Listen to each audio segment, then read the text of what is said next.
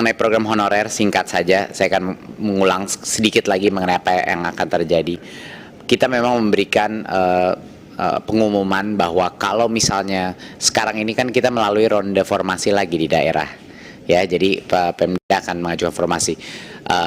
Kalau misalnya itu gagal lagi, bahwa Pemda tidak mengajukan formasi, barulah kita akan masuk ke tahap berikutnya, yaitu memulai membicarakan dan mengimplementasi formasi dari pusat. Tapi itu butuh waktu prosesnya.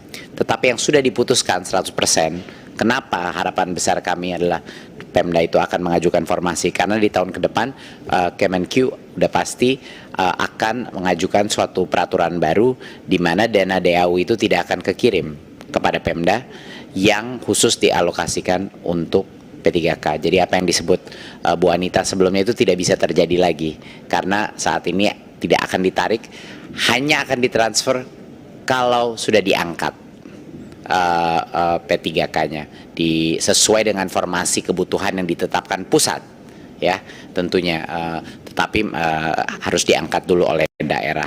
Jadi harapan besar kami ini akan benar-benar mendorong Pemda, karena kalau tidak ya uang itu tidak turun. Jadi apa gunanya juga tidak mengangkat para P3K, para guru honorer. Dan tentunya keluhan-keluhan mengenai sekolah swasta sepertinya sudah kami perjelas berapa kali. Sekarang di ronde-ronde berikutnya formasi-formasi untuk swasta itu jauh lebih kecil, ya, dan juga semuanya itu formasinya diprioritaskan untuk guru negeri di sekolah lokasinya dia sendiri. Itu memang sudah. Jadi kalaupun ada guru swasta yang ingin mengikuti formasi, biasanya buat formasi yang benar-benar kosong, misalnya di daerah yang tidak ada guru atau kekurangan guru, dan itu pun masih ada kesempatan. Tapi tentunya mayoritas prioritasi adalah guru negeri di sekolah negerinya dia sendiri, gitu, biar tidak terjadi disrupsi yang terlalu besar. Harapan besar kita adalah bahwa kita akan mencapai SMK PK di semua kabupaten. Terima kasih untuk aspirasi itu harapan besar kita. Tadi mungkin untuk menjawab, sebenarnya SMK PK itu yang negeri cuma 60%, yang swasta itu 40% sebenarnya. Jadi sudah sangat besar jumlah SMK PK yang swasta juga, gitu. Masalahnya adalah negeri biasanya jumlah muridnya itu lebih besar, sehingga kita kan mau mentarget lebih banyak murid, ya, dari situ. Jadi kira-kira itu mengenai SMK PK. Tapi saya sangat senang mendengar begitu banyak respons positif. Pertama kali saya mendengar dari Komisi 10, mungkin saat reses banyak yang mendatangi SMK, ya. Jadi baru kelihatan setelah 2 tahun jalan, proses SMK PK ini cukup spesial karena benar-benar didorong oleh industri. Itu kuncinya. Dan karena sukses SMK PK, tiba-tiba sekarang industri, matching fund industri pada keluar dananya dari swasta. Dan ini luar biasa, ratusan miliar sekarang keluar ke SMK kita karena program SMK PK ini. Jadi itu suatu hal yang membuat saya sangat optimis mengenai masa depan sekolah-sekolah vokasi kita. Jadi bukan cuma perguruan tinggi aja yang pengaliran dananya besar, SMK juga. Saya sangat setuju, kita harus sharing lebih banyak sukses di lapangan, itu sangat setuju. Satu poin mengenai PISA, saya cuma ingin mengutarakan, mungkin agar tidak ada salah ekspektasi. Apalagi dengan pandemi, dengan 3 tahun kita learning loss, tidak mungkin ada kemungkinan, sangat kemungkinan kecil bahwa angka PISA kita akan menjadi lebih baik di saat ini. Dan semua dampak yang kita lakukan hanya akan terlihat di tes PISA kita itu laggingnya bertahun-tahun. Jadi benar-benar apa yang kita lakukan sekarang akan berdampak mungkin dalam waktu 4, 5, 7 tahun ke depan.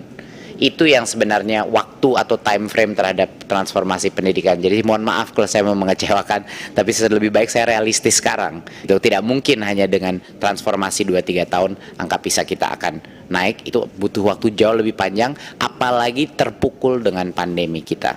Jadi itu adalah mungkin hal yang harus saya ceritakan untuk memastikan ekspektasi. Jadi selama saya masih di jabatan ini sangat sulit menggunakan angka PISA. Saya harus menggunakan metrik-metrik lain untuk mengukur apakah kita mengarah ke arah yang tepat, gitu. Akhlak diprioritaskan. Jadi asesmen nasional kita adalah asesmen pertama di mana akhlak dan karakter itu menjadi sepenting daripada kemampuan kognitif. mereka cukup kaget. Jadi apa yang kita lakukan untuk mereka banyak, Bu. Kita menciptakan suatu wadah khusus namanya Pusat Prestasi Nasional di bawahnya Sekjen. Komisi 10 DPR RI mengapresiasi realisasi anggaran Kemendikbudristek RI pada APBN tahun anggaran 2022 berdasarkan surat perintah membayar atau SPM sebesar 95,73% atau sebesar 81.299.805.000 rupiah, dan berdasarkan surat perintah pencairan dana SP2D sebesar 95,35% atau sekitar 80.971.108 juta rupiah. Dari pagu harian, benar ya? Dari pagu harian sebesar 84.922.819 juta rupiah. 2. Komisi 10 DPR RI menekankan Kemendikbudristek RI agar capaian setiap program dan kerja disampaikan tidak hanya data kuantitatif, namun dikaitkan dengan dampak terhadap peningkatan mutu pendidikan yang mengacu pada 8 standar nasional pendidikan. 3. Komisi 10 DPR RI menekankan Kemendikbudristek RI bahwa dalam penyediaan platform digital seharusnya sudah didasari satu kajian, data penelitian dan berdasarkan peraturan perundang-undangan, Undang-Undang Perlindungan Data Pribadi, dan Undang-Undang Informasi dan Transaksi Elektronik, terutama platform Merdeka Belajar atau Merdeka Mengajar yang memerlukan kajian tersendiri mengenai kebutuhan setiap jenjang pendidikan PAUD sampai dengan SMK dan SLB beserta proses asesmennya. B. Persiapan program kerja tahun anggaran 2023. Mengenai persiapan pelaksanaan program kerja tahun anggaran 2023, Komisi 10 DPR RI menyampaikan pandangan. 1.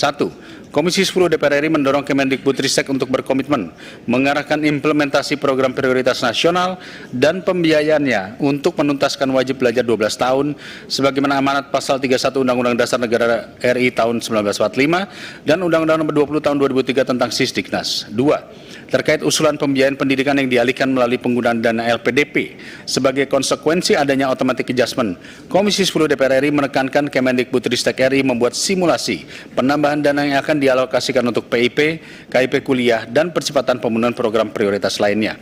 3. Komisi 10 DPR RI menekankan Kemendikbudristek RI untuk mengawal pelaksanaan DAK fisik dan DAK non-fisik tahun anggaran 2023 bidang pendidikan sebesar 128 triliun berdasarkan evaluasi pelaksanaan DAK tahun sebelumnya dan menyampaikan hasil pelaksanaannya kepada Komisi 10 DPR RI. 4. Komisi 10 DPR RI mendorong Kemendikbudristek (CQ) Inspektorat Jenderal untuk meningkatkan pengawasan terhadap pelaksanaan program dan kegiatan Kemendikbudristek RI antara lain PIP dan program prioritas dalam kebijakan Merdeka Belajar tahun anggaran 2023 serta menyampaikan laporan hasil investigasi pelaksanaan program kerja tahun anggaran 2020 dan sampai dengan tahun anggaran 2022 serta langkah penyelesaiannya. Lain-lain. 1. Komisi 10 DPR RI menekankan Kemendikbudristek RI menuntaskan pengangkatan guru yang lulus P3K dan menyelesaikan permasalahan rekrutmen guru P3K pada tahun 2023 serta memberi laporan perkembangan secara berkala kepada Komisi 10 DPR RI.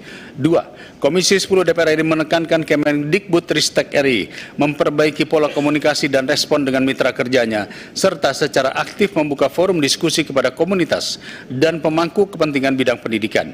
3. Komisi 10 DPR RI menekankan Kemendikbudristek RI membuat langkah strategis terkait layanan penanganan secara cepat terhadap insiden perundungan, pelecehan, kekerasan seksual atau intoleransi di satuan pendidikan dasar menengah dan